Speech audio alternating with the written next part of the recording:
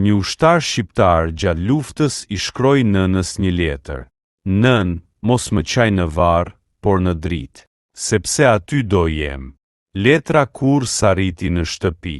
Pas 20 vitesh, një punëtor që po rënonte shtëpinë e vjetër gjeti zarfin të mbuluar me pluhur. Kur vajza e ushtarit, tani grua e rritur, e lexoi, tha me zë që i dridhej: "Ti s'u ktheve, por fjala jote më rriti." Dhe në atë mbrëmje, ndezi një qiri në dritare. Për të, dhe për të gjithë ata që nuk patën më kusht t'i pres. Qiriu digje ngadalë, dhe drita e tij prekte muret e zbehta të shtëpisë. Në atë dritë, ajo pa siluetën e babait si hije të butë, sikur të qëndronte pranë. Nuk foli, vetëm buzë qeshi, sepse e dinte se, ndoshta për herë të parë, ai ishte kthyer. Të nesërmen, ajo mori zarfin dhe e vendosi mbi dritare, aty ku hynte rrezja e parë e diellit.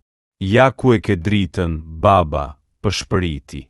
"Mos më qaj në varr," the, "dhe unë s'do të qaj më, do të mbaj në dritë." Dhe nga ajo ditë, çdo 5 mars, në atë dritare digjej një qiri.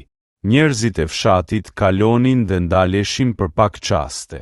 Disa bënin kryqin, disa luteshin në heshtje, e disa thjesht ecnin më ngadalë, sepse e dinin se ajo dritë s'ishte thjesht për një njeri. Ishte për të gjithë bijtë e atë dheut që s'u kthyen më. Në fund, mbi zarfin e vjetër, ajo shkroi vetëm një fjali të vetme. Letra arriti më në fund.